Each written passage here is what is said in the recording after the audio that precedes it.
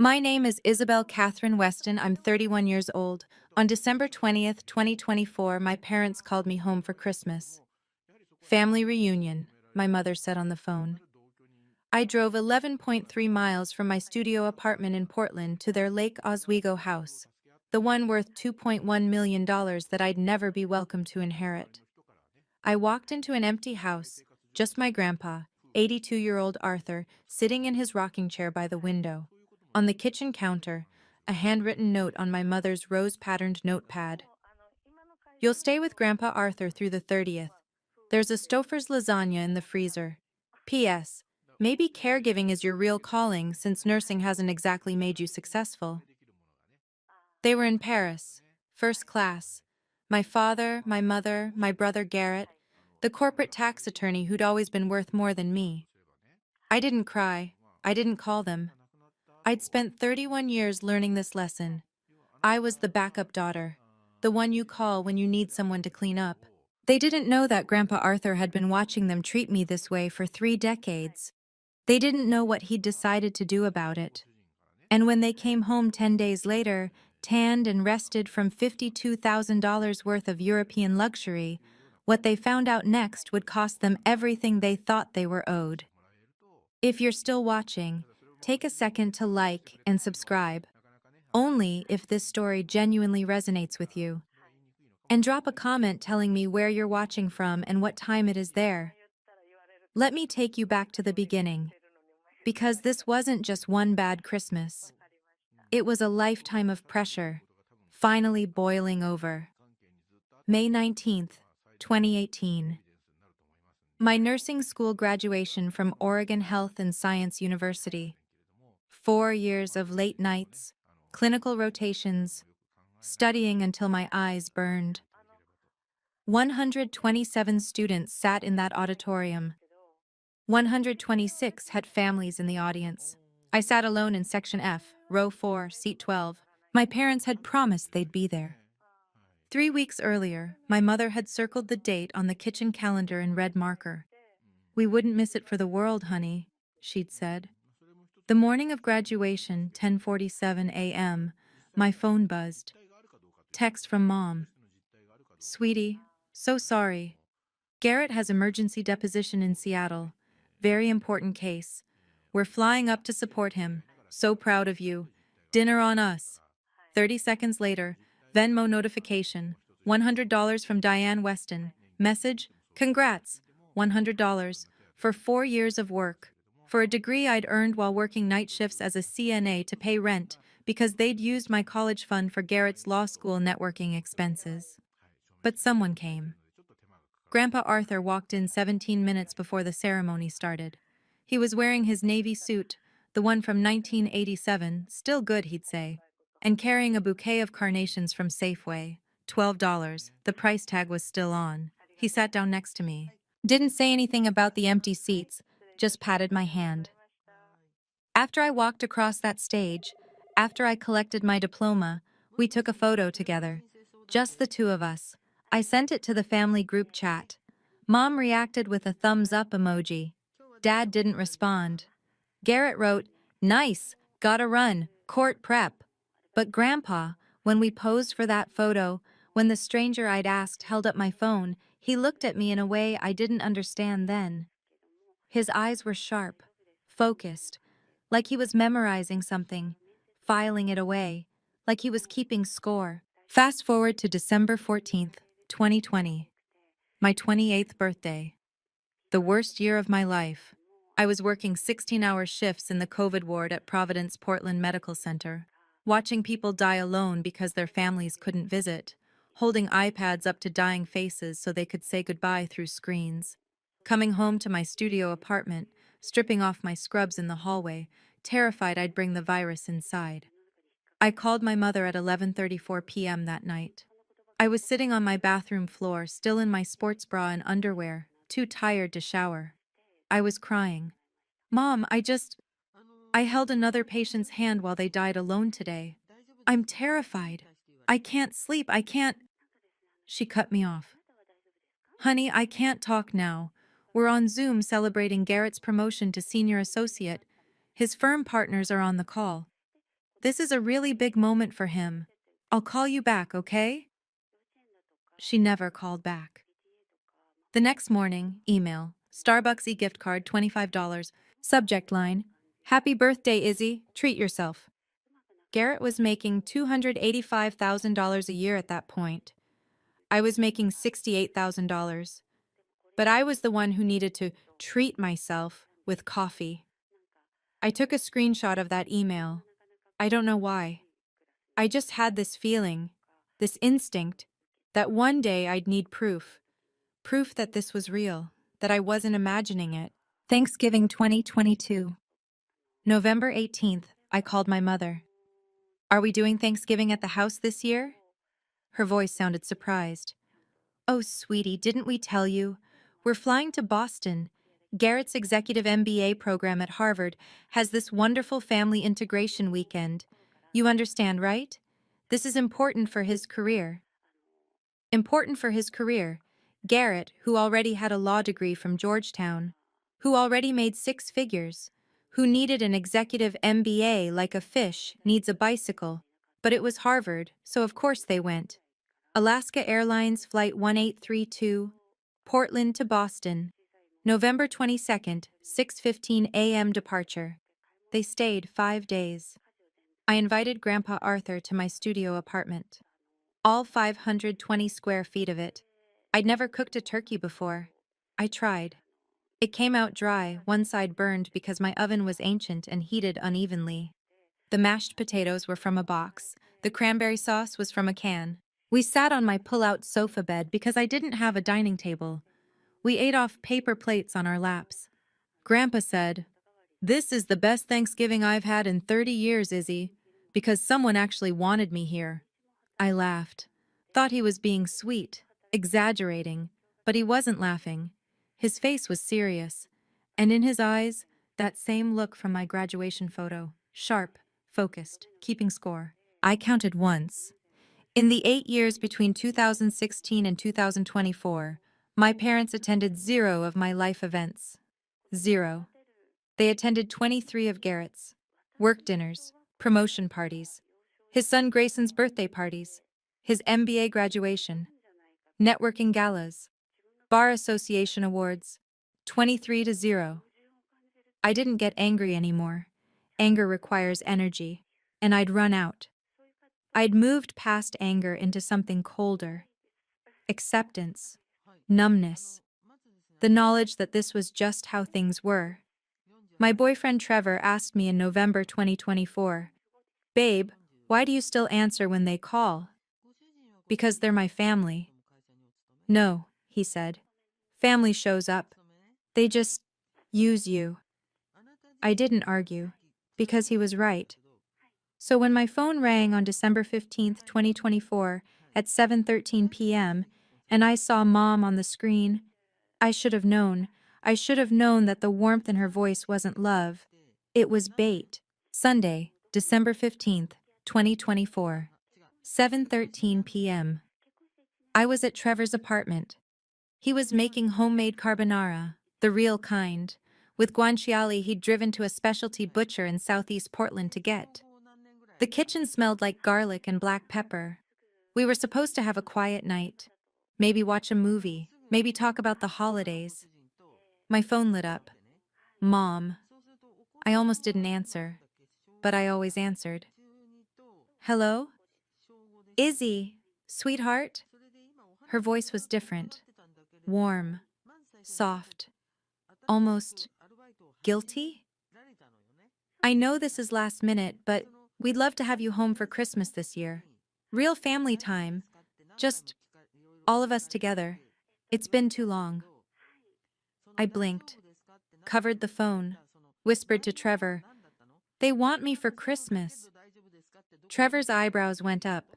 He knew the history. "What about Garrett?" I asked. "Oh, he'll be there too. The whole family.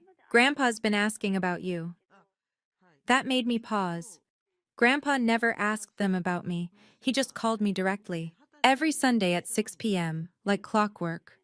We'd talk for 20 minutes about his tomato garden, about my patients, about nothing important, everything important. I I hesitated. Okay, yeah, I can come. Wonderful. Mom's voice went up an octave. Relief. Or something like it. Come the morning of the 20th. We'll have breakfast together, spend the whole week. It'll be lovely. Then she added, almost as an afterthought, and honey, don't bring Trevor this year. Just family, okay? We need to reconnect. Red flag.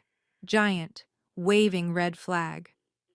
But I ignored it, because in my head, the words, they want me home, were echoing like a prayer that had finally been answered. Okay, I said. I'll be there. After I hung up, Trevor put down his wooden spoon, turned off the stove. Babe, think about it.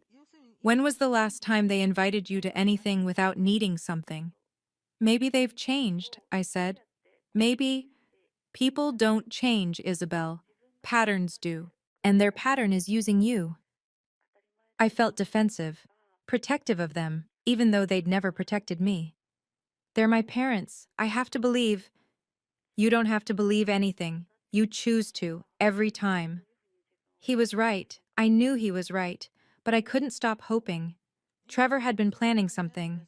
I didn't know the details, but I'd seen the small velvet box on the top shelf of his closet when I'd reached for an extra blanket 2 weeks ago.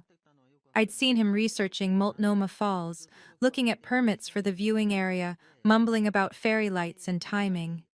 He was going to propose on Christmas Eve, and I was about to cancel everything for a family that had never chosen me. I got in my car, a 2011 Honda Civic with 183,000 miles on it. The check engine light had been on for 6 months. I couldn't afford to fix it yet. I took I-5 south to Highway 43, exited at Oswego. The drive took 28 minutes, light traffic, Christmas music on every radio station. I turned the radio off.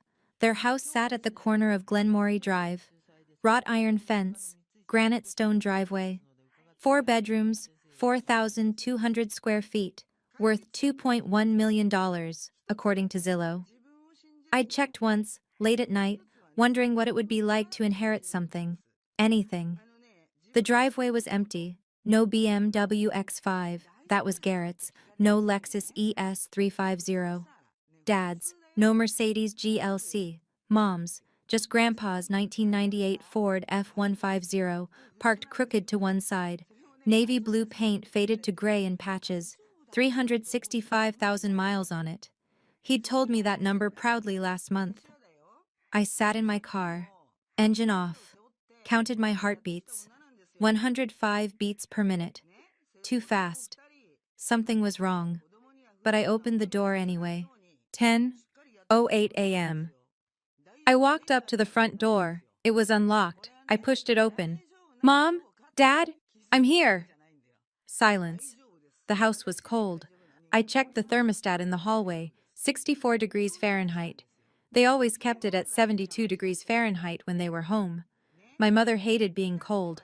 The foyer had an 8-foot Christmas tree, white and gold lights, perfectly arranged. 14 wrapped boxes underneath. I counted them later. 12 had tags for Garrett, Brittany, and Grayson. 2 were labeled Gerald and Diane from Us with Love. 0 had my name. I walked through to the living room.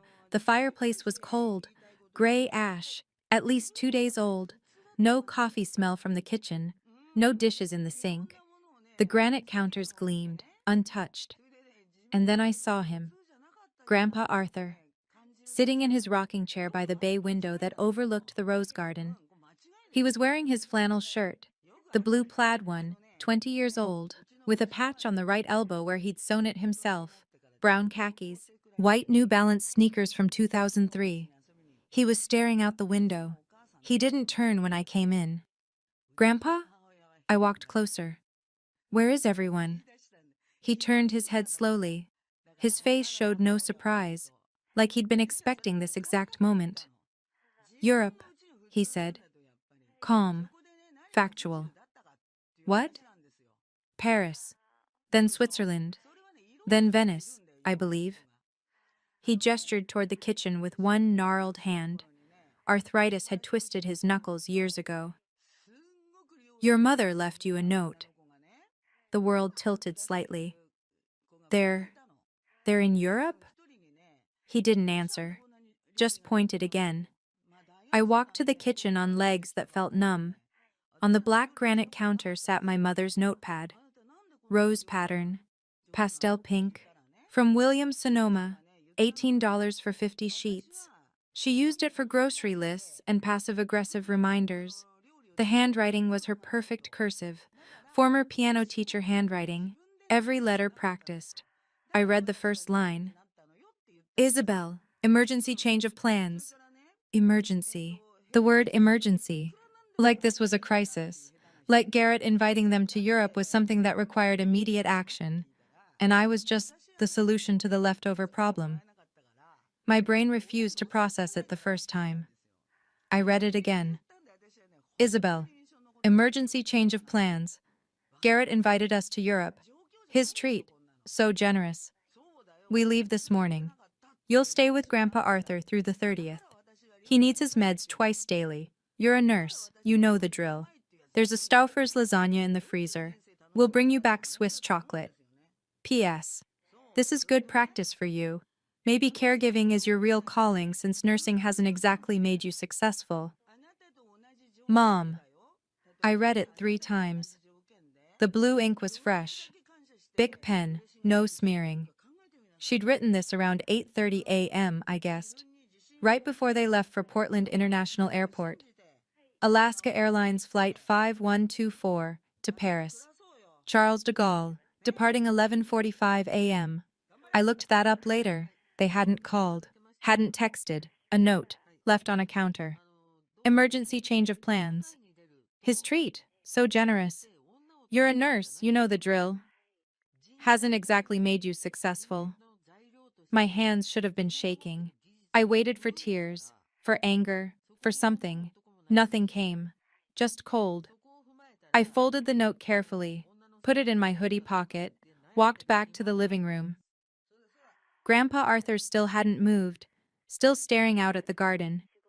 I looked up. Above the fireplace.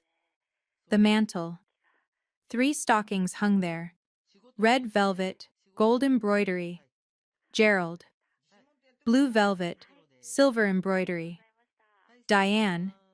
Green velvet, gold embroidery. Garrett. The mantel was 6 feet long. Plenty of room for more. But there were only 3. Grandpa said quietly, not looking at me. They hung them Wednesday night. December 18th, 2 days before they called me. 2 days before they invited me home. They'd already decorated, already planned Christmas, already decided who belonged. I stood there staring at those 3 stockings, at the empty space beside them, and I realized they'd planned all of this, the decorations, the tree, the trip, the note, everything. They just hadn't planned on me being part of it. December 20th, 10:14 a.m. Somewhere over the Atlantic Ocean, my family was drinking champagne in business class, flying toward Paris. And I was standing in a $2.1 million house I'd never inherit, with a man they'd left behind like luggage they didn't want to carry. The only difference was, Grandpa Arthur was the only one who'd ever actually wanted me there. I pulled the note back out of my pocket, unfolded it, read it again slowly this time. Every word. You're a nurse, you know the drill. Using my profession as a tool, as justification, as if my 8 years of training, my state license, my expertise in end-of-life care, all of it existed just so I could be their unpaid caregiver when convenient. His treat, so generous. 3 exclamation points in a 6-sentence note about Garrett, 0 about me. Hasn't exactly made you successful. She'd underlined the word, exactly. I hadn't noticed that the first time. She'd pressed the pen down harder there. Emphasis, intentional. My mother had deliberately told me, in writing, that my career, helping dying patients maintain dignity in their final days, was not successful. Garrett helped corporations avoid paying taxes. He made $285,000 a year. He was successful.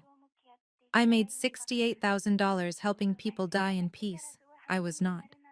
I walked to the freezer, opened it. One item inside: Stuffer's family size lasagna, $8.99. The price tag was still on it. That was it.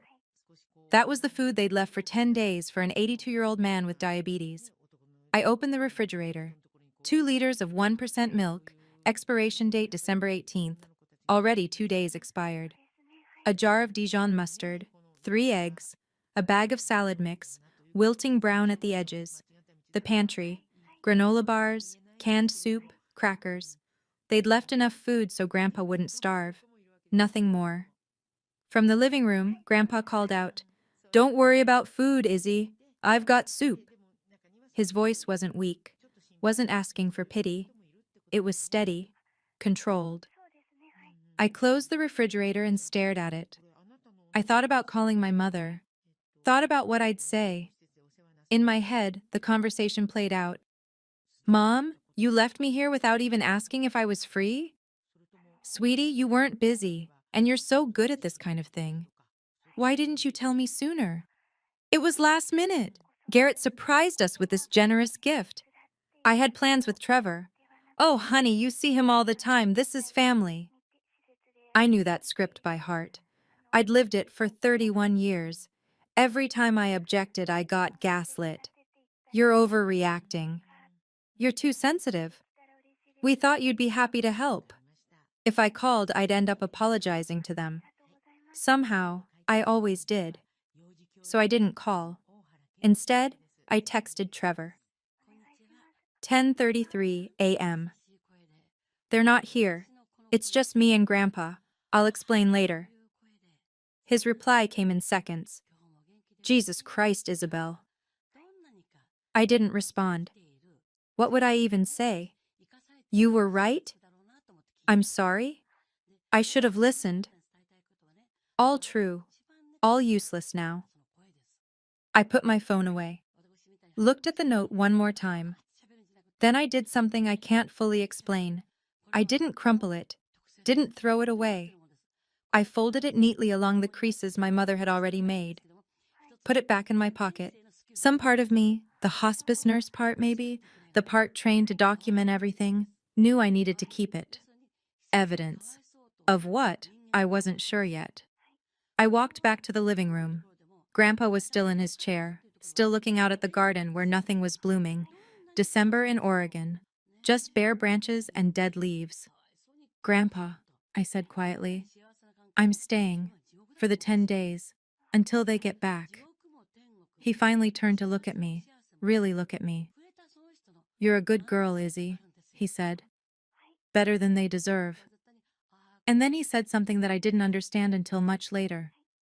"They didn't know that about you, but I always did." His eyes were sharp, focused, like he knew something I didn't, like he'd been waiting for exactly this moment. December 20th, evening. My old room wasn't a room anymore. It was storage. Boxes of Garrett's old law textbooks. My mother's sewing machine she'd used twice. Christmas decorations from the 90s. I found my old twin bed frame under a plastic tarp, pulled it out, made it up with sheets from the linen closet. The room smelled like dust and forgotten things. At 7:45 p.m., I went downstairs. "Grandpa, let me see your medications." He handed me a CVS pharmacy bag without argument. Inside, 4 prescription bottles. Metformin 500 milligrams. Take 1 tablet twice daily for type 2 diabetes. Atorvastatin 20 milligrams. Take 1 tablet every evening for cholesterol. Baby aspirin 81 milligrams. Take 1 tablet every morning. Glucosamine 500 milligrams. Take as needed for joint pain. I set alarms on my phone. 8 a.m. and 8 p.m. for the metformin. I checked the dosage, the prescribing doctor, the fill date, everything current. "Grandpa, when did you last check your blood sugar?" "This morning, before they left. It was 131. "Can I check it now?" He held out his hand. I pricked his finger with his glucometer, 128 milligrams per deciliter, good control. I logged it in a notebook I found in the kitchen drawer. He watched me do all this. Then he said, "You take this seriously." "I'm a hospice nurse, Grandpa. I don't assume. I verify." He studied my face for a long moment. "Hospice. You take care of people who are dying. I help them die with dignity. There's a difference." "Do they know what you do?" he asked. "Really understand?" "Who?" "Your parents. Garrett, do they understand you hold people's hands when they take their last breath?" The question hung in the air for 4 seconds. I counted. "No," I said finally. "I don't think they do." Grandpa nodded once, sharp, decisive, like I'd just confirmed something he already knew. I woke up at 6:30 a.m. to sounds downstairs. I went to the window. Grandpa was in the garden. It was 34 degrees Fahrenheit outside, frost on the grass. He was wearing his flannel and a canvas jacket, kneeling by the raised beds, pulling weeds from around his tomato plants. They weren't fruiting, wrong season, but he tended them anyway. I got dressed, went out. "Morning, Grandpa." He looked up, surprised. "You're up early." "Hospice nurses don't sleep in. Can I help?" We worked in silence for 20 minutes. He showed me his tools. A hand trowel from 1983. Gardening gloves with 6 patches sewn on by hand. Everything old. Everything maintained. "Your grandmother planted these in 1987, he said, touching a tomato vine. "I've kept them going 37 years. "You could hire someone to do this." "I could, but then who would remember her?" We went inside. I made coffee in his Mr. Coffee machine, the one from 1991, $19.99 price tag still stuck to the bottom. He showed me. "This machine is older than some of my coworkers," I said. "Still works. Why replace it?" We sat at the kitchen table with our coffee. Just us. The house was so quiet. Then Grandpa asked, "Izzy, do you know how much this house is worth?" I blinked. Uh, Zillow says around $2.1 million? "And do you know who owns it?" I hesitated. "Dad?" "No." He didn't elaborate, just sipped his coffee, stood up, walked to his chair in the living room, left me sitting there with that single word hanging in the air. No. December 21st, afternoon. Grandpa wanted to go to the grocery store. I offered to drive. "I'll drive," he said. 365,000 miles on that truck. I know every rattle. Let an old man have his dignity." So I sat in the passenger seat of his 1998 Ford F-150. Navy blue, paint faded. The interior smelled like sawdust and Old Spice. The radio was AM/FM only. No Bluetooth, no auxiliary cord. He drove 12 miles to Fred Meyer on Highway 43. Steady, careful. 5 miles under the speed limit. Other cars honked when they passed. He didn't care. While he went inside to buy soup and bread, I sat in the truck. I opened the glove compartment looking for tissues. Found the registration, insurance card, and a business card. Bernard Price, Esquire, Estate Planning and Trust Law. Portland, Oregon, 535-192. The card was old, corners bent. On the back in Grandpa's handwriting, "Call before December 28th. Today was December 21st. I stared at that card for a long time. Estate planning, trusts, a deadline. I put it back exactly where I'd found it. When Grandpa came back with 2 bags of groceries, I didn't mention it. We had dinner at 6 p.m. Campbell's tomato soup and grilled cheese sandwiches Grandpa made on a cast iron skillet from 1975. We sat at the kitchen table, just the 2 of us. "Your parents called me yesterday," Grandpa said.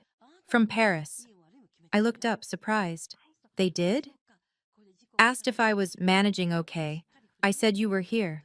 Your mother said, 'Oh, good, then you're taken care of.' She hung up after 90 seconds. He pulled out his phone, a flip phone, not a smartphone, and showed me the call log. "Incoming, Diane Weston, December 20th, 2:47 p.m. Duration, 1 minute 34 seconds. They hadn't asked about me, hadn't asked if I'd arrived safely, hadn't apologized for the note, for the surprise, for anything.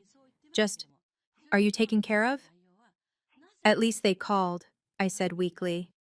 Grandpa set his phone down, looked at me with an intensity that made me stop chewing. Izzy, stop defending them. No one had ever said that to me before, not even Trevor. I felt something crack in my chest, not breaking, just opening. Grandpa, I said after a long silence, why do you stay in this house? With them? He was quiet for 8 seconds. I don't stay with them, Izzy. I stay despite them. There's a difference. We finished dinner, washed dishes together, him washing, me drying. An old rhythm, comfortable. And in that quiet moment, standing side by side in that enormous empty house, I felt more at peace than I had in 10 years of family Christmases. 9:14 a.m. The landline rang. Grandpa still had a landline, a beige rotary phone from 1982 that hung on the kitchen wall. He answered. Arthur Weston speaking. Pause. He listened. Yes, Bernard. I received your message. Another pause. Not yet. I need to see something first. I was sitting on the sofa in the living room, pretending to read The Death Doula's Guide to Living. But I heard every word. December 28th, 2 p.m., my house. Yes, bring the documents. Pause. Grandpa glanced at me. I looked down quickly at my book. No, don't tell them. This is between us. He hung up. The silence that followed was electric. I kept staring at my book, not reading a word. Grandpa walked slowly to his rocking chair, sat down, picked up his own book. A Louis L'Amour Western he'd read 30 times. Bernard, the lawyer whose card was in the truck. December 28th, 2 days before my parents came home. Bring the documents. Don't tell them.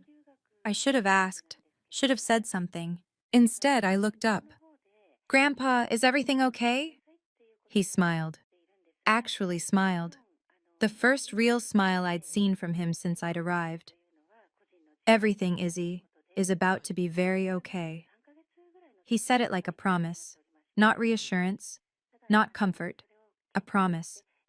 And I didn't ask what he meant, because some part of me, the part that had saved that note, that had screenshotted emails, that had been collecting evidence for years without knowing why, understood that I was supposed to wait. So I waited. Trevor called at 7 p.m. via FaceTime. I answered from the living room. Grandpa was in his chair reading. The fire I'd built in the fireplace crackled softly. Merry Christmas Eve, babe, Trevor said. His face filled my phone screen. I could see his apartment behind him. Our apartment, really, since I stayed there 4 nights a week. How are you holding up? Honestly, better than expected.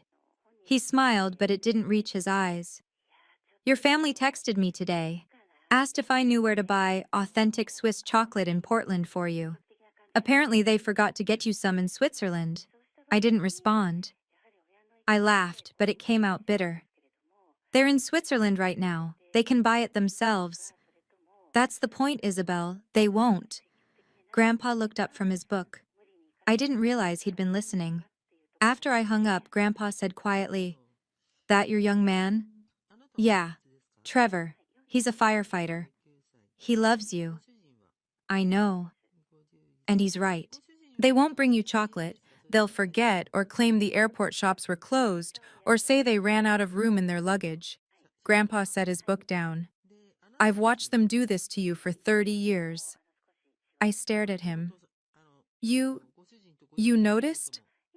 Izzy, I'm old, not blind. Something in my throat went tight. My whole life, I'd thought I was being paranoid, sensitive, reading too much into things. Every therapist I'd ever seen had suggested maybe I was projecting, maybe I was seeking attention, maybe I needed to examine my own expectations. But here was Grandpa Arthur, 82 years old, telling me he'd seen it too. I wasn't crazy. It was real. I woke up at 7 a.m. No presents under the tree for me. I already knew that. Hadn't expected any. I went downstairs, made coffee. Grandpa was already awake, sitting in his chair. He held out an envelope. This is for you. Inside was a handmade card, watercolor paper. He'd painted a tomato plant in shaky strokes, red fruit, green leaves. Inside, his handwriting. Izzy, thank you for being here. Not because they asked, because you chose to. Grandpa Arthur. Tucked inside, a $50 bill, old, from 1985. The paper was soft, worn nearly to cloth. I started crying. Not because of the $50, because of the words. Because you chose to. Nobody had ever thanked me for choosing them before. Grandpa stood up, slowly, his arthritis making him wince, and hugged me. He hadn't hugged anyone in this house in years. We weren't a hugging family. But he held me for 10 seconds, and he whispered, "You're the only one who sees me as a person, not a checkbook." I pulled back. Checkbook? He realized what he'd said, caught himself. Nothing. Old man rambling. But it wasn't rambling. It was deliberate. He was testing me, seeing if I'd push. I didn't. Not yet. We sat in the living room. Grandpa started talking about Weston Timber Holdings, the company he'd built. He'd never told me these stories before. I started it in 1965, he said. One truck, one logging crew. I drove that truck myself for 15 years. Your grandmother kept the books on a card table in our garage. That's amazing. 47 years later, 2012, Weyerhaeuser offered me $24 million. I took it. I nearly dropped my coffee. $24 million? Your father thinks I spent it. Living expenses, medical bills, charity. He thinks I'm down to maybe $200,000 in savings. Are you? He smiled, small, sharp. No. My heart started pounding. I invested the $24 million, conservative portfolio, balanced funds. It's grown to $20.3 million. The dividends throw off about $600,000 a year. I live on $38,000. I track every penny. Where does the rest go? Donations. Anonymous. Scholarships for kids in Klatskani, that's my hometown. Funding for hospice care programs.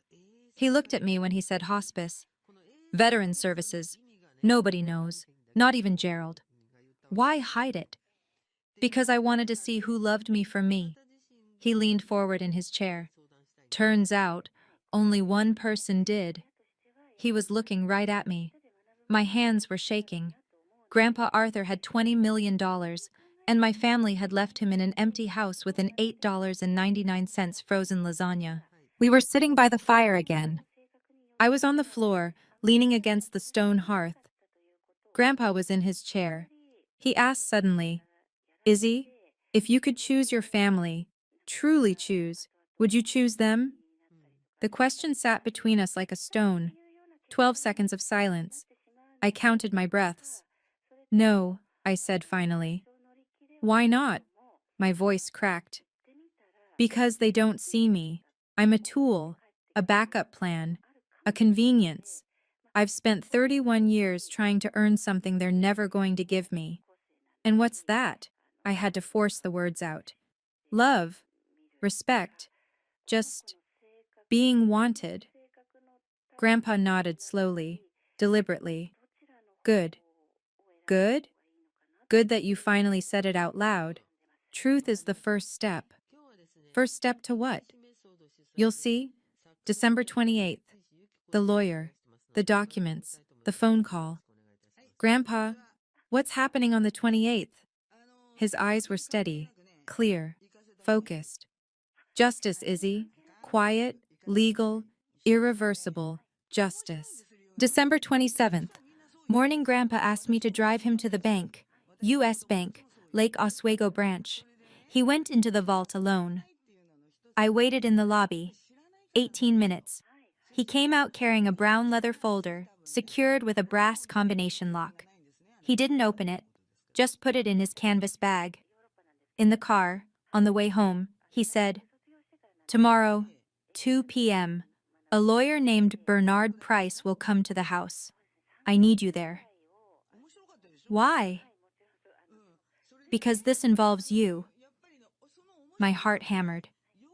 Involves me how? He didn't answer, just stared out the window at the gray Oregon sky. Back at the house, Grandpa went to his room. I heard him on the phone. Couldn't make out words, just the low rumble of his voice. When he came back downstairs, he looked settled, like a decision had been made. I texted Trevor, "Something big is happening tomorrow. I can't explain yet, but I think I'm going to be okay." His reply, "You've always been okay, Isabel. They just made you think you weren't." I read that text 5 times. That night I couldn't sleep. I lay in my childhood bed that wasn't mine anymore, in a room full of other people's boxes, and I thought about 31 years, graduations missed, birthdays forgotten, Thanksgivings alone, COVID shifts when I was terrified and no one called, Trevor's proposal delayed, the note. Maybe caregiving is your real calling since nursing hasn't exactly made you successful. And I realized something. I didn't need forgiveness anymore. I needed justice. While I lived those 7 days with Grandpa in silence and simplicity, my family lived something very different. I know because I watched. Garrett's wife, Brittany, has an Instagram account, at Britt Weston Lux, 3,400 followers. She documents everything. I followed it obsessively, screenshotted every post. I don't know why. The same instinct that made me save the note, evidence. December 21st, 2:34 p.m. Brittany's post. Photo of champagne flutes on a breakfast table. Eiffel Tower perfectly framed in a floor-to-ceiling window behind them. Caption. Paris Magic hashtag Le Maurice hashtag Living Our Best Life. Le Maurice. I looked it up. $1,200 per night. They had 2 rooms, one for my parents, one for Garrett and Brittany and little Grayson. 4 nights in Paris, $9,600. While I was checking Grandpa's blood sugar and making sure he took his pills twice daily. New post. All 5 of them on a ski slope. My father in a black parka, my mother in white, Garrett and Brittany in matching red jackets, Grayson in a tiny blue snowsuit. Caption. Christmas Eve, Eve in the Swiss Alps, hashtag the Chetty Andermatt hashtag family goals. The Chetty Andermatt. I looked it up too. $1,800 per night. 3 nights, 2 rooms, $10,800. I did the math in a notebook, late at night, unable to sleep.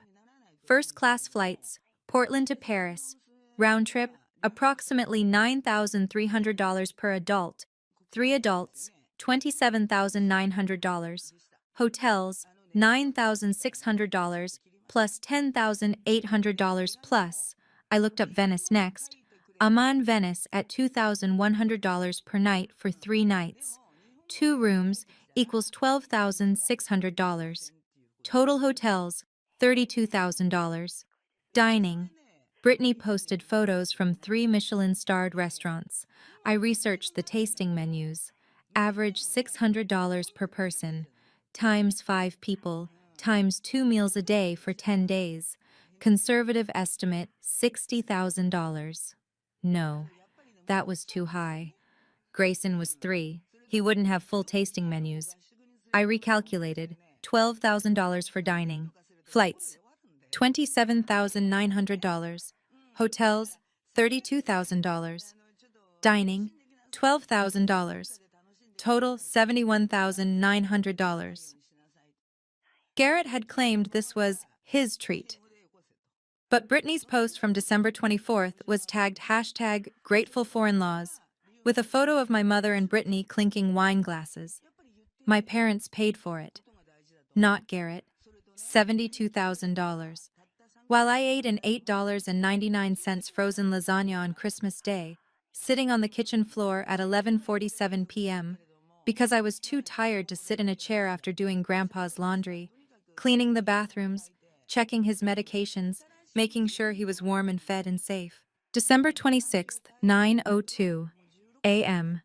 Brittany posted a photo of a gondola in Venice. Everyone in designer coats. Grayson holding a gelato. Caption: Nothing says Boxing Day like Venetian canals #Amman Venice #blessed. Blessed. I stared at that word for a long time. My phone buzzed. Text from Mom. Hi, honey. Hope you and Grandpa are having a nice time. We're in Venice. Absolutely stunning. How's everything going? I typed 4 different responses. Deleted all of them. Finally sent. Fine. Grandpa's doing well. Her reply came in seconds. Oh, good. We'll be home the 30th. Don't forget his evening meds. XO.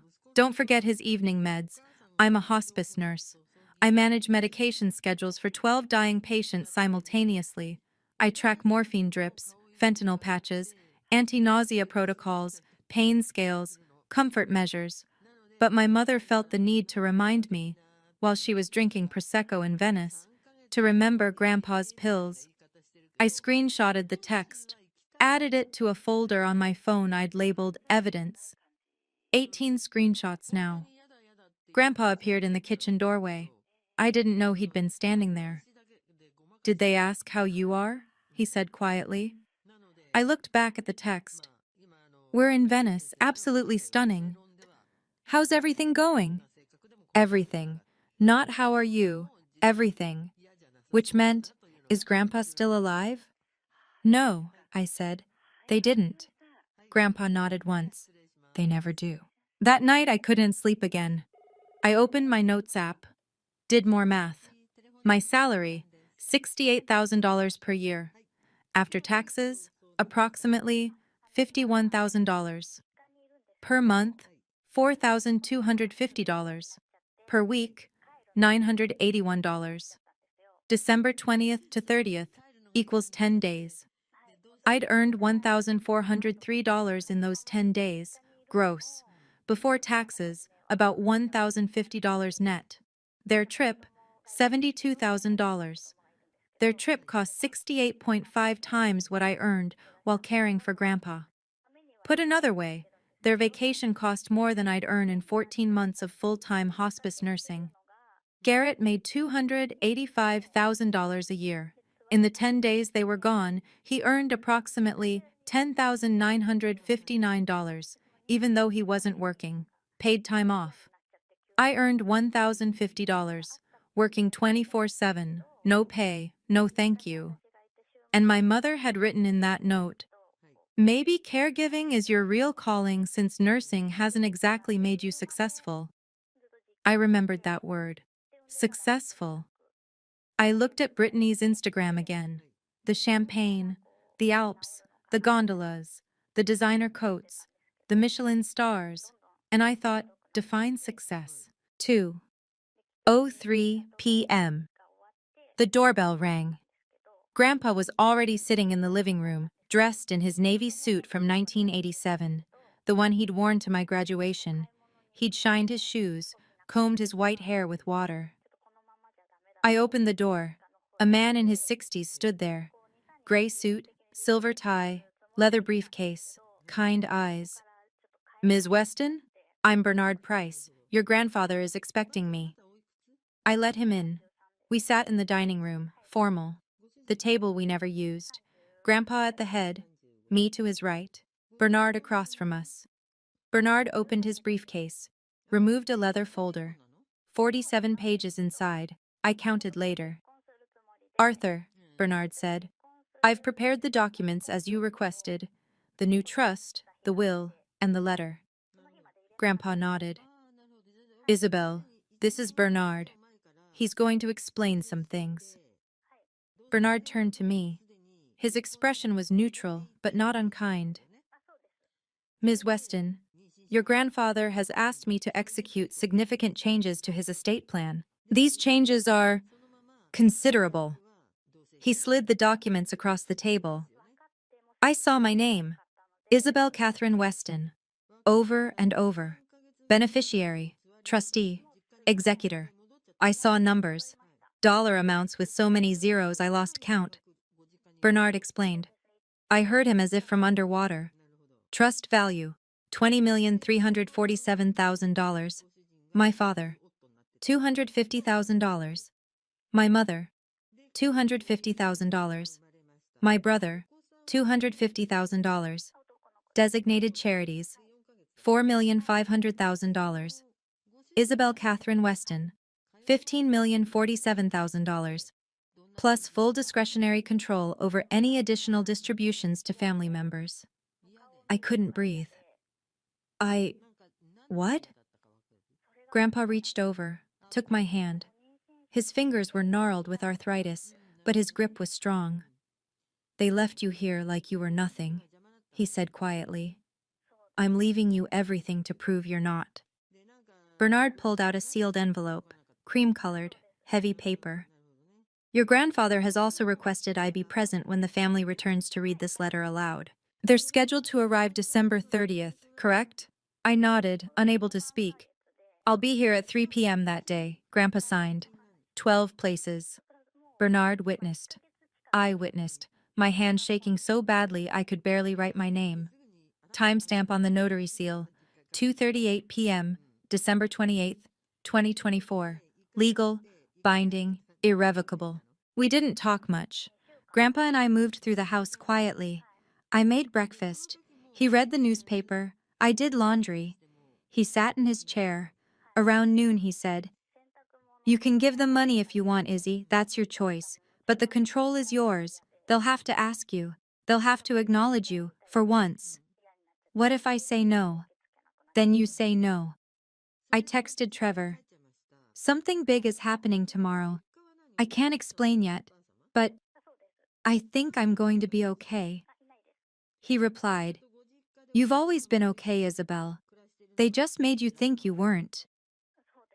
That night, I lay awake thinking about 31 years. Graduations, birthdays, Thanksgivings, the COVID ward, the note. I didn't need forgiveness. I needed them to see me. And tomorrow they would. My phone buzzed. Text from Mom. Landed. Be home by 2:30. Can't wait to see you both. Grandpa read it over my shoulder. She says, can't wait, he murmured. She could have called any of the 10 days. She didn't. Should I warn them? About Bernard? No. Let them walk in like they always do, expecting nothing to have changed. Bernard arrived. Set his briefcase on the coffee table. We sat down. Grandpa on his rocking chair. Me on the sofa. Bernard in the armchair. The front door was unlocked. 2:34 p.m. I heard car engines. 3 of them. All at once.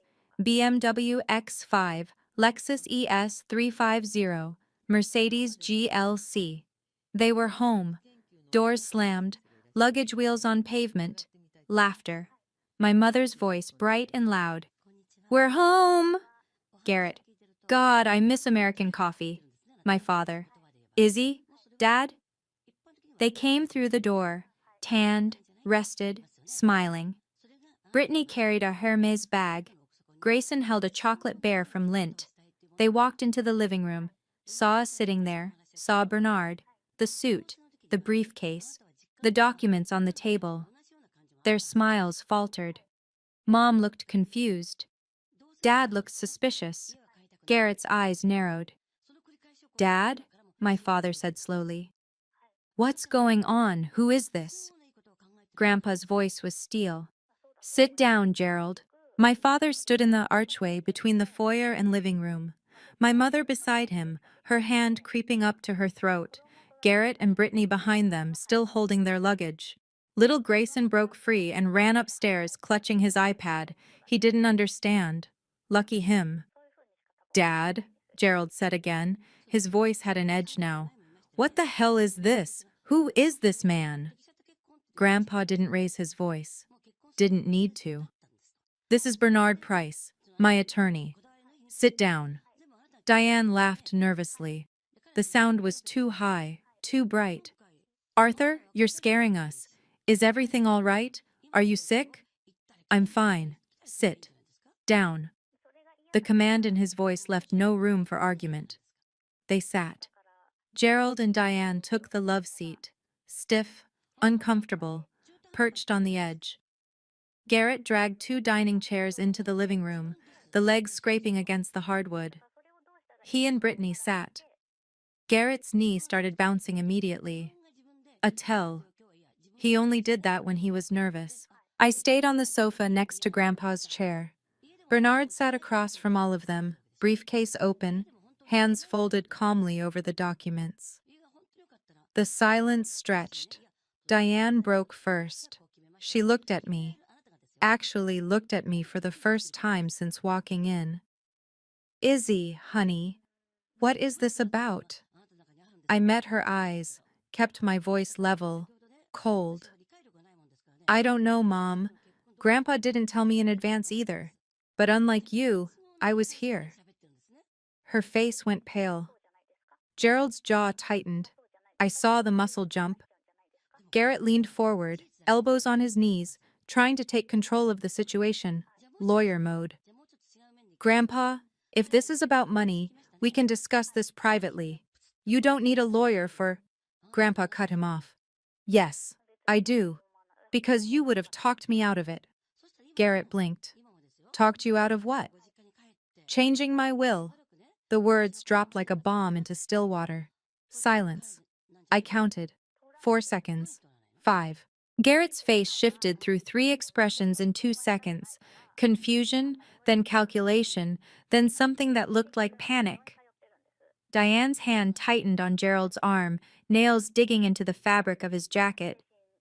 Gerald spoke slowly, carefully, the way you'd speak to someone on a ledge. You changed your will. Yes. When? December 28th, 2 days ago. Diane's voice went up an octave. While we were gone? Grandpa leaned forward. The rocking chair creaked. No, Diane. While you abandoned me. And Isabel. The word abandoned hung in the air like smoke. Diane flushed red. Her mouth opened, closed. She looked at Gerald for help. Gerald tried a different approach, softening his voice. Concerned son. Dad, we didn't abandon you. We left you in good hands. Isabel is a professional caregiver. We knew you'd be safe with her. You left her a note, Grandpa said. His voice was still quiet, but now it had an edge like broken glass. You didn't call. You didn't ask if she was available. You wrote a note and left for Europe. It was last minute, Diane started. It was selfish. Garrett stood up suddenly, chair scraping, pointing at me. Did you put him up to this? Every eye turned to me. I stayed seated, hands folded in my lap, voice steady. I didn't even know until yesterday. Brittany tugged at Garrett's sleeve. Babe, sit down. He shook her off. Grandpa, she's manipulating you. She's a nurse. She knows how to work vulnerable elderly people. This is textbook. Grandpa stood. It took him effort. His arthritis made every movement painful. But he stood. All 5 feet 9 inches of him, 160 pounds, 82 years old. And in that moment, he was a giant. Sit down, boy. Garrett sat. I had never heard Grandpa use that voice before. None of us had. Isabel didn't manipulate anything. She was here. She checked my blood sugar twice a day. She made sure I took my medications. She cooked meals. She did laundry. She sat with me on Christmas Day when I was alone because the 3 of you were drinking champagne in Paris. Gerald opened his mouth. We asked her to. You told her. There's a difference. My mother's eyes darted to the kitchen counter. I followed her gaze. The note was still there, where I'd left it 10 days ago. She realized Grandpa had read it.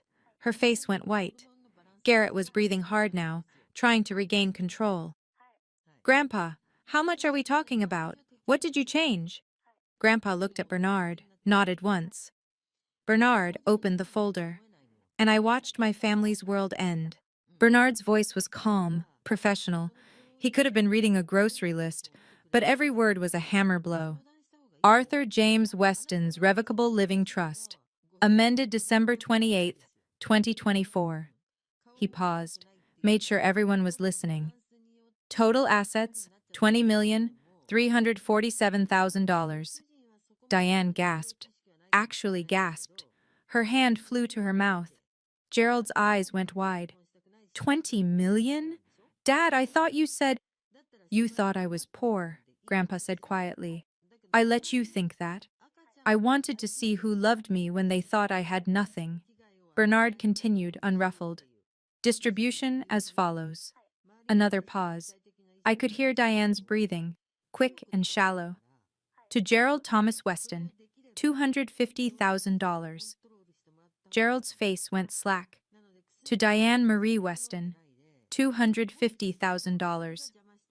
Mom made a small sound in her throat. Not quite a sob. Something worse. To Garrett Alexander Weston, $250,000. Garrett was staring at Bernard like he'd been slapped. To designated charities, specifically the Klatskanny High School Scholarship Fund, the Oregon Hospice Foundation, and Disabled Veterans of Oregon, $4,500,000. Brittany whispered, "Oh my God." To Isabel Catherine Weston, $15,047,000 plus full discretionary control over any additional distributions to family members at her sole discretion. Silence. Not the kind of silence that's peaceful, the kind that comes right before an explosion. 11 seconds. I counted them. Then Garrett whispered, 15 million? My brain couldn't process it. $15 million. I made $68,000 a year. That was— I couldn't even do the math. 221 years of work. More than 3 lifetimes. Gerald was shaking, his whole body trembling like he'd been hit. Dad, you can't— This is— She doesn't— He couldn't finish a sentence. Grandpa's voice cut through. She doesn't what, Gerald? Deserve it? Why? Because she's just a nurse? Because she isn't successful? Gerald had no answer. Diane started crying. Real tears this time, streaming down her face, ruining her makeup. Arthur, please. We're your family. You're my blood, Grandpa said. Isabel is my family. Bernard reached into the folder again, pulled out a sealed envelope. Cream paper, heavy stock. Arthur has asked me to read a letter he's written, aloud, to all of you. That's not necessary, Gerald started. It's extremely necessary, Bernard said. His professional veneer cracked just slightly. I saw anger there. He'd read this letter. He knew what it said. He opened the envelope, unfolded 3 pages of Grandpa's handwriting, and he began to read. To my son Gerald, my daughter-in-law Diane, and my grandson Garrett, I am 82 years old. I have lived long enough to see who people really are when they think no one is watching. I built Weston Timber Holdings from nothing. 1 truck in 1965. 1 logging crew. I worked 16-hour days for 47 years. In 2012, I sold the company for $24 million. You, Gerald, assumed I'd spent it. You never asked. You just assumed your old father was careless with money. You thought I was down to maybe $200,000 in savings. Living on Social Security. I let you believe that. Because I wanted to see who would love me when they thought I was poor. The $24 million is now $20.3 million. I live on $38,000 a year. The rest I've donated anonymously. Scholarships, hospice programs, veterans services. I've been doing this for 12 years. You never noticed. Gerald was staring at the floor. Diane was openly sobbing now.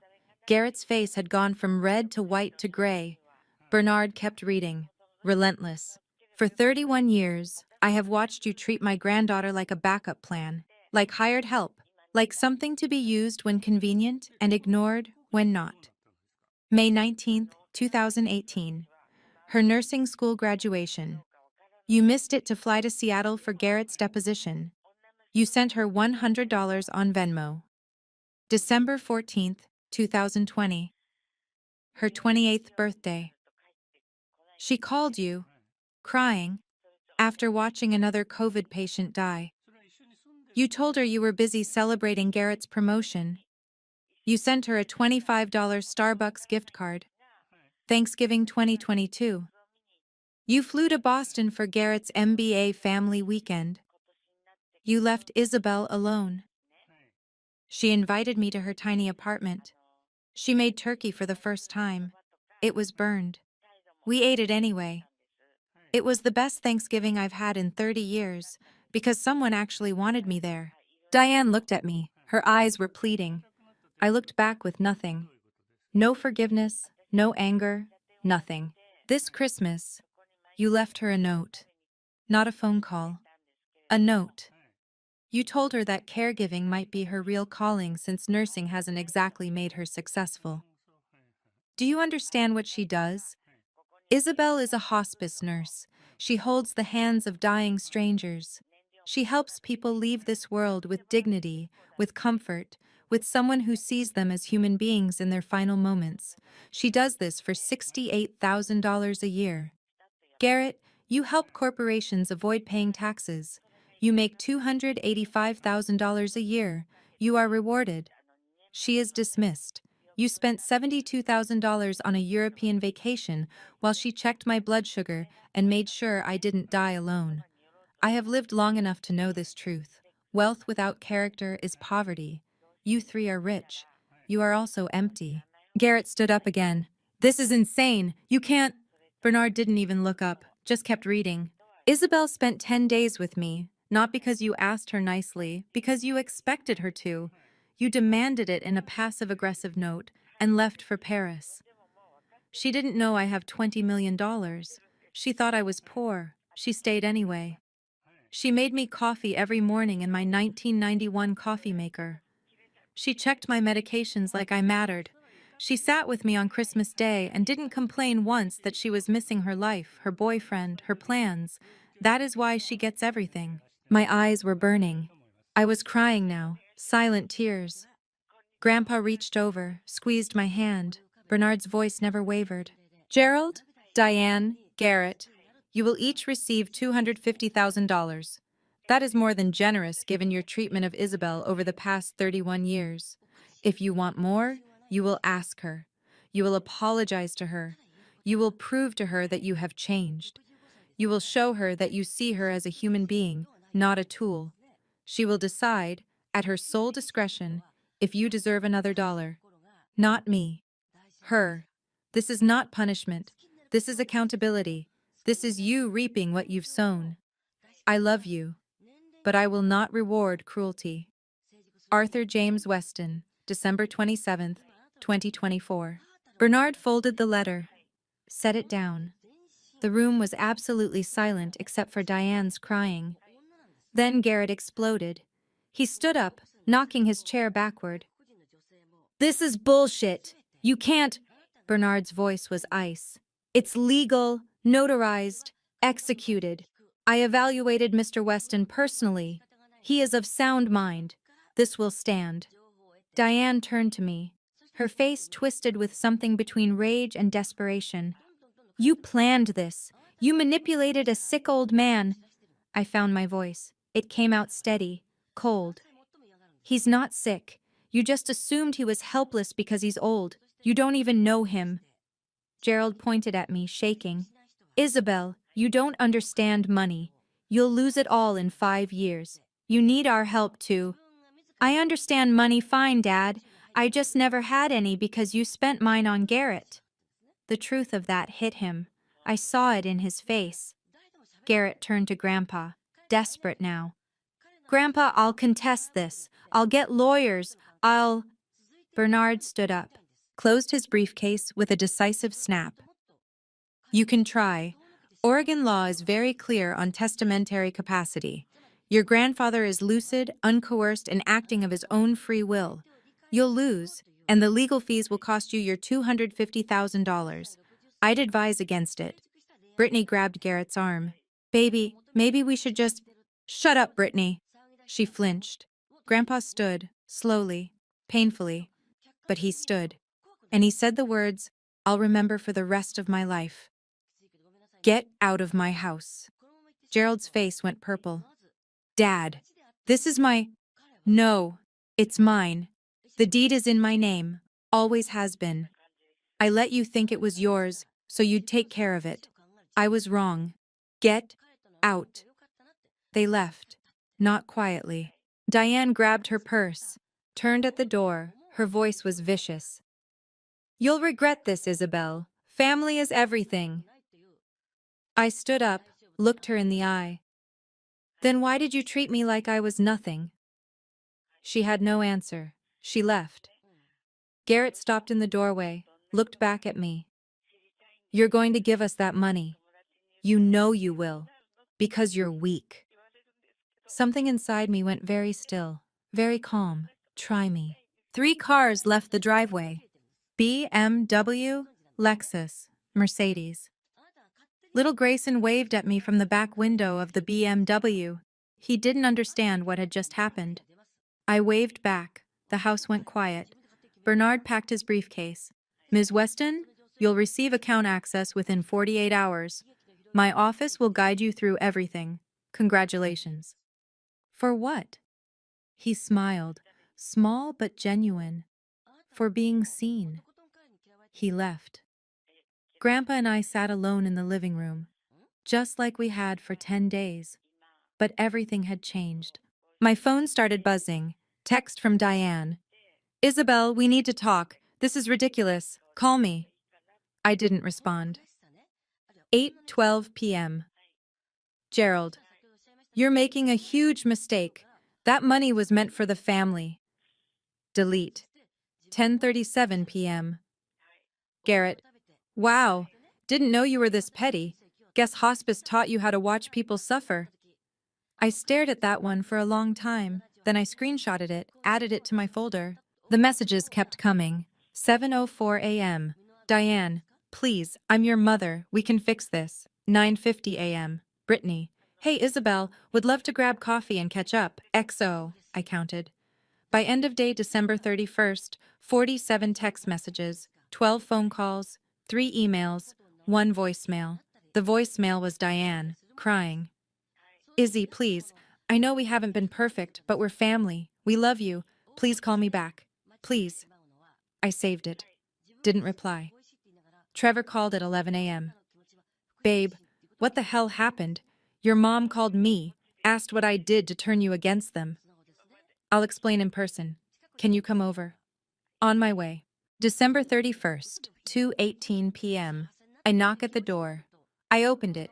Diane stood there, alone, no makeup. First time I'd seen her without it in maybe ever. Eyes swollen, holding a Tupperware container. Izzy, sweetheart, can we talk? Just us? I stood in the doorway, didn't invite her in. What do you want, Mom? I brought cookies, your favorite, Snickerdoodle. I looked at the container, looked at her. I'm allergic to cinnamon, Mom. I have been since I was 12. She blinked, confused. What? You don't know that, because you've never paid attention. Snickerdoodles are Garrett's favorite, not mine. I saw the realization hit her face. She'd been making Garrett's favorite cookies for 19 years and calling them mine. Isabel, I know we haven't been perfect, but... Haven't been perfect? My voice rose. I didn't mean for it to, but it did. Mom, you left me a note calling me unsuccessful. You spent Christmas in Venice while I checked Grandpa's blood sugar. You missed my graduation. You sent me $25 on my birthday during COVID when I was terrified and alone. We were busy. Garrett is 34 years old. When do I get to need you? Silence. Then her face changed. The tears stopped. Her voice went cold. Fine. How much do you want? What? To share the money. Grandpa obviously wanted family to have it, not just you. So name your price. How much to split it evenly? We'll each take 5 million. That's fair. I stared at her. She thought this was a negotiation. You think this is about money, isn't it? No, Mom. It's about 31 years of being invisible. And you can't buy your way out of that. I closed the door. She stood outside for 4 minutes. I watched through the peephole. Then she left. Email from garrett.weston@klgates.com. Subject: Grandfather's estate. Isabel, I've consulted with estate attorneys at my firm. While Grandpa's will is legally sound, it raises questions about undue influence and your proximity during his final decision-making period. I'm prepared to avoid litigation if you agree to the following. Redistribute the estate as 40% to you, 20% each to Mom, Dad, and myself. This reflects Grandpa's true intent, family unity. If you refuse, I will pursue legal action for elder manipulation under Oregon Revised Statutes 124.100. Hospice nurses have been prosecuted for less. Think carefully. Garrett. I forwarded it to Bernard at 9:14 a.m. His reply came at 9:47 a.m. Empty threat. Save this email. If he files anything, we'll use it to show harassment and possible bar ethics violations. Do not respond. BP. I didn't respond. 8:03 p.m. Garrett texted, "Ignoring me won't work." I replied, "Talk to my lawyer, Bernard Price, 503-555-0192. Garrett, "You have a lawyer now? Jesus Christ." Me, "Yep." Gerald called. Left a voicemail, the only one I listened to all the way through. "Isabel, it's Dad. Look, I know we haven't been... I know I wasn't there for you, but you're my daughter, and 6-second pause. I need you to do the right thing, for the family. Not, I'm sorry, not, I was wrong, just, I need you to. I deleted it. I called Bernard. I want to set up conditions. I'm listening. They each get their $250,000. But if they want me to consider giving them more in the future, they need to do 3 things. 1. Attend 12 months of family therapy, professionally led. I get attendance verification. 2. Volunteer 50 hours at a hospice facility. I want them to see what I do. 3. Write me letters, handwritten, explaining what they did wrong and how they'll change. I decide if they're sincere. Bernard was quiet for a moment. That's very fair. Generous, actually. I'm a hospice nurse. I believe in second chances. I also believe in accountability. I'll draft the terms. Certified mail? Yes. They received the letter. Garrett called. I didn't answer. Voicemail. You want us to volunteer? To write you letters? This is fucking degrading. I texted back. So is being left alone on Christmas your move?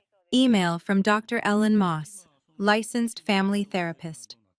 Miss Weston, per your agreement, I confirm Diane Weston attended her first session on January 15, 2025. Per confidentiality, I cannot share details, but she is compliant with the terms you've set. I stared at that email for 8 minutes.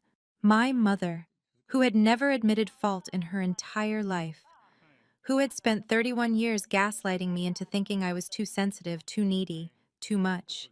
She was going to therapy because I'd made it a condition of receiving more money.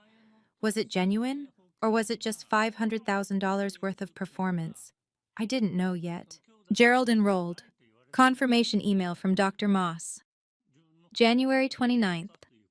Garrett didn't. Instead, he sent a text. I'm not jumping through hoops for money that should have been mine. Keep it. I don't need you. I replied, okay. That was it. Just okay. Because I didn't need to convince him. Didn't need to argue. Didn't need to prove anything. The ball was in his court. What he did with it was his choice. February 3rd, 2025, 4:17 a.m. I woke up to my phone ringing. Grandpa's number. But it wasn't Grandpa. It was 911.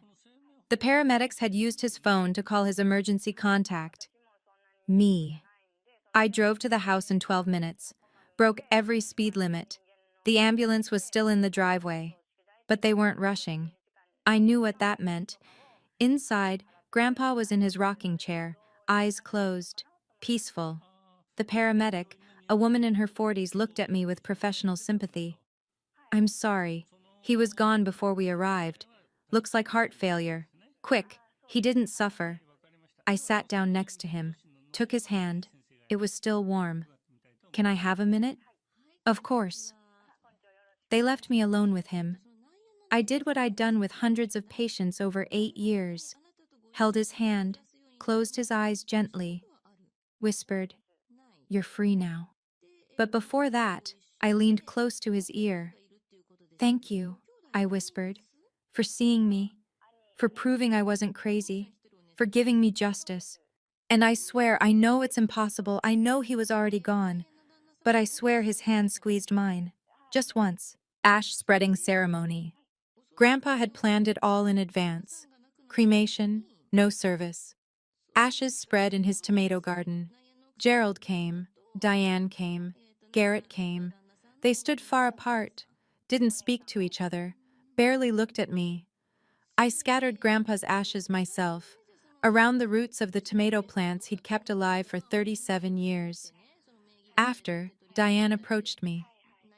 "I'm sorry," she whispered, "for everything." I looked at her, really looked. "Are you sorry you did it, or sorry you got caught?" Tears spilled down her face. I I don't know yet. When you figure it out, write it in your letter." She nodded, left. I stood in that garden alone for 20 minutes after everyone left. The tomato plants were dormant, dead-looking, but I knew better.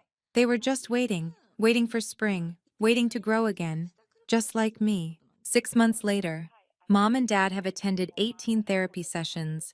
Dad has volunteered 23 hours at hospice. He's cried twice. Once when a patient reminded him of his own father. Once when a daughter sat vigil for 3 days straight, and he realized he'd never done that for anyone. Mom wrote me a letter, 4 pages, handwritten. I'm not ready to forgive. But I'm reading. Garrett never enrolled, never volunteered, never wrote. His $250,000 is gone. He bought a boat. We don't speak. I donated $2 million to the Oregon Hospice Foundation in Grandpa's name. It funded 3 new palliative care wings.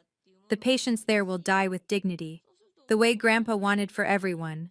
I kept $13 million, invested it conservatively, quit my job at the hospital, but I still work part-time in hospice care. I love what I do. Now I just own my apartment instead of renting it. Trevor proposed for real on June 15th. Multnomah Falls. Fairy lights. I said yes. The money didn't change me. It freed me. From needing their approval, from believing I was less than, from waiting to be seen. My name is Isabel Catherine Weston. I'm 31 years old. I'm a hospice nurse. And I'm finally successful. Not because I'm rich, because I'm free.